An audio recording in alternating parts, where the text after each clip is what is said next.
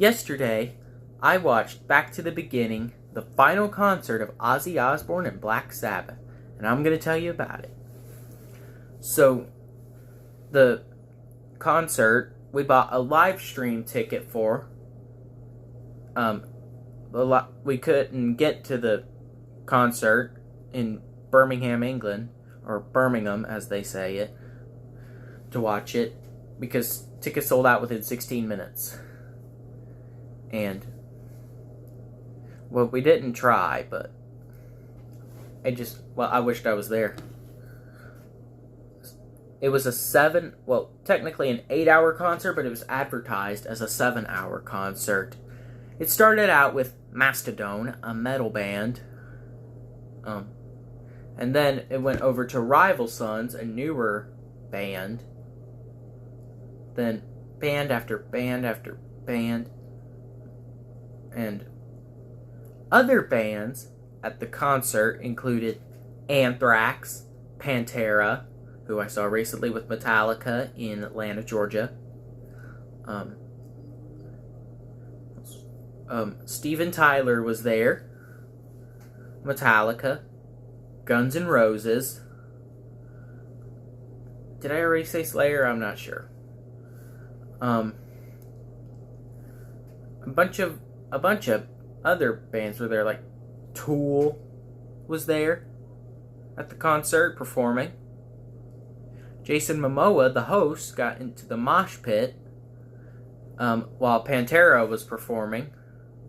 Zakk Wylde performs with Pantera right now since Dimebag Darrell died back in 2004. And now I'm going to tell you some other things about the concert. So, I loved the show. It was amazing. And I actually could understand Ozzy.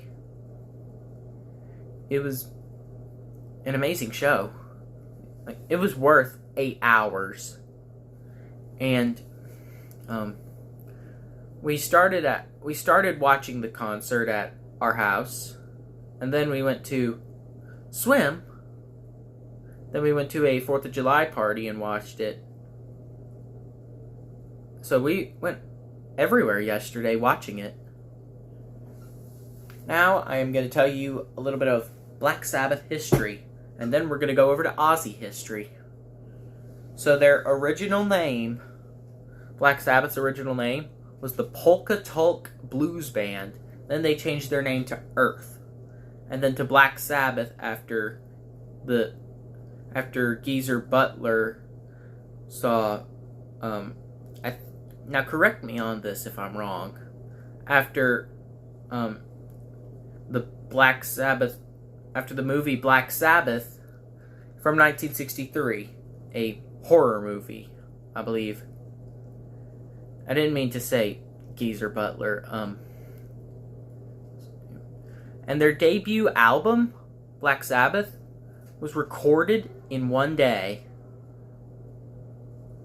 And in 1979, Ozzy left the band, and then they had to hire another guy, Dave Parker, I think was his name, to sing for one TV performance. And Ronnie James Dio joined after, I don't know his name. I think it might be Dave Parker. And you'll never guess who recommended him to them. Sharon Osbourne, Ozzy's wife. And Tony Iommi, the guitarist for the group, he was briefly engaged to Lita Ford, and then the engagement ended because he produced an album for her, and it was shelved for years. And then she sang a duet with Ozzy. And Brian May of Queen performed a song on guitar with them on the 1989 album Headless Cross. The song was called When Death Calls. And now we're moving on to some Ozzy history. Now, Blizzard of Oz was originally a band, not his debut album title. It was so the words Ozzy Osbourne on the album were bigger than the words Blizzard of Oz. So they just made it an Ozzy solo album called Blizzard of Oz. And Randy Rhoads, his original guitarist who died in a plane crash in 1982, he was originally with a band called Quiet Riot, who released the album Metal Health, which included a cover of Slade's Come On Feel the Noise. Tony Iommi, the guitarist of Black Sabbath and the only consistent member of the group, would bully Ozzy in school. And I wonder what Tony was like when Ozzy was like, "Hey, I want to join your band," or "Hey, I want to join your band." And if you get disgusted real easily, you're going to want to skip this next fact. Just fast forward it to this number right here.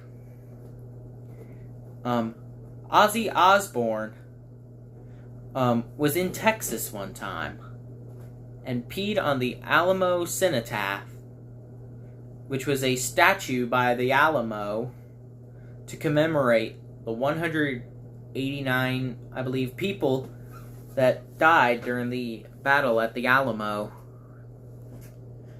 I need to work on my history because I really am not sure of the name of the battle. And Ozzy Osbourne once burned down his house by accident from making a bacon sandwich. I don't know why, he just did that. So once again, if you get grossed out, skip to right here. No, right here. And this is one of the most infamous stories in rock music. Ozzy Osbourne and Motley Crue were at this hotel in Lakeland, Florida, when there was a line of ants crawling by the pool, and Ozzy Osbourne snorted them up his nose, and then he peed. Nikki Sixx peed, and then Ozzy licked the pee, which is very weird. And now, the last fact about Ozzy is, a while back, some scientists studied his genes and found out that he had some genes that they had never seen before. So, that is all for today. Like I said in the last video, I'm posting daily, except weekends, at 2 o'clock Eastern Time. So make sure you like, subscribe, and share. Bye.